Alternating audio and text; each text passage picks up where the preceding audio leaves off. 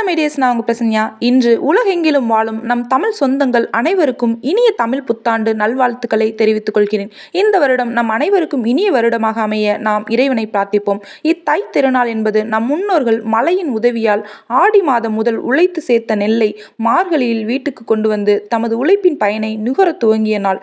புறநானூறு, ஐங்குறுநூறு போன்ற சங்க இலக்கிய பாடல்களிலும் தை மாதத்தின் சிறப்பு பற்றியும் அறுவடை திருவிழா பற்றியும் குறிப்புகள் உள்ளன.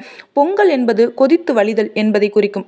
புது பானையில் புத்தரிசி, பால், வெல்லம் சேர்த்து பொங்கி வழியும் சோற்றை குறிக்கிறது. மறைமலை அடிகள் போன்றோர் தை மாத தொடக்கத்தை தமிழ் புத்தாண்டாக கொண்டாட வேண்டும் என வலியுறுத்தினார்.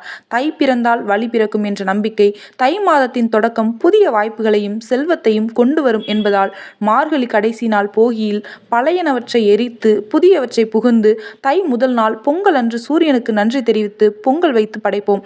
தை இரண்டாம் நாள் மாட்டு பொங்கல் அன்று கால்நடைகளுக்கு நன்றி தெரிவித்து அவற்றை அலங்கரிப்பதை போல் நம் தொழில் உழைப்பிற்கு உதவுவோருக்கு நன்றி தெரிவிப்போம். தை மூன்றாம் நாள் காணும் பொங்கல் அன்று நம் உறவினர் நண்பர்களுடன் விளையாடி மகிழ்ந்து இப்பொங்கல் விழாவை அழியாமல் உலகம் போற்றும் விழாவாக நம் சந்ததியினருக்கும் எடுத்துச் செல்வோம். பொங்கல் வாழ்த்துக்களுடன் இணைந்திருங்கள். நான் உங்க பிரசன்யா. வீடியோ பிடிச்சிருந்தா லைக் பண்ணுங்க, சப்ஸ்கிரைப் பண்ணி சப்போர்ட் பண்ணுங்க. தேங்க்யூ ஃபார் வாட்சிங்.